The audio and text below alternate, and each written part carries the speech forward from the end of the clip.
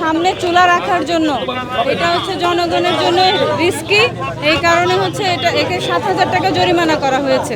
Dhaka medical college হাসপাতালের সামনের ফুটপাতগুলোতে অবৈধভাবে বসানো দোকানপাট উচ্ছেদ করতে ঢাকা মেট্রোপলিটন পুলিশের ট্রাফিক বিভাগের পক্ষ থেকে অভিযান পরিচালিত হচ্ছে এবং এই অভিযানটি শুরু হয়েছে গতকাল থেকে এবং এই অভিযানটি চলমান থাকবে আগামী ৫ তারিখ পর্যন্ত। এবং ডিএমপি ট্রাফিক বিভাগের এই যে অভিযান, সেই অভিযান গতকালকে বেশ কিছু স্থানে হয়েছে এবং আজকেও আমরা দেখতে পাচ্ছি ঢাকা মেডিকেলের আশপাশের যে সকল ফুটপাত রয়েছে সে সকল ফুটপাতে এই উচ্ছেদ অভিযানটি চলছে। আমরা দেখছি এখানে ডিএমপির যারা পুলিশের সদস্যরা রয়েছেন, ট্রাফিক পুলিশের, তারা ৫ মিনিট করে তাদেরকে সময় দিচ্ছেন এবং ৫ মিনিট সময় অতিবাহিত হওয়ার পরেই আসলে যদি তারা না সরছেন, পরবর্তীতে তারা ফের এই দোকানপাটগুলো তাদের সঙ্গে তাদের গাড়িতে করে নিয়ে যাচ্ছেন। অর্থাৎ তারা ৫ মিনিট করে আলটিমেটাম দিচ্ছেন, সেই আলটিমেটাম যদি না মানে বা না সরিয়ে নেয় তারপরেই তাদের যে উচ্ছেদ অভিযান সেটি কিন্তু চলছে। আমরা 5+ স্টার রেটিং প্রাপ্ত দেশের সর্বোচ্চ বিদ্যুৎ সাশ্রয়ী ওয়ালটন এসি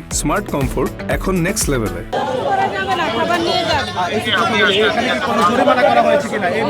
এই দোকানে হচ্ছে সামনে চুলা রাখার জন্য এটা হচ্ছে জনগণের জন্য রিস্কি, এই কারণে হচ্ছে একে ৭,০০০ টাকা জরিমানা করা হয়েছে।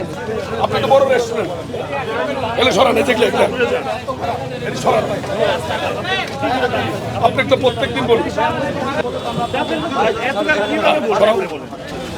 আপনাদের কিন্তু এই জায়গায় আপনাদের বড় ফল।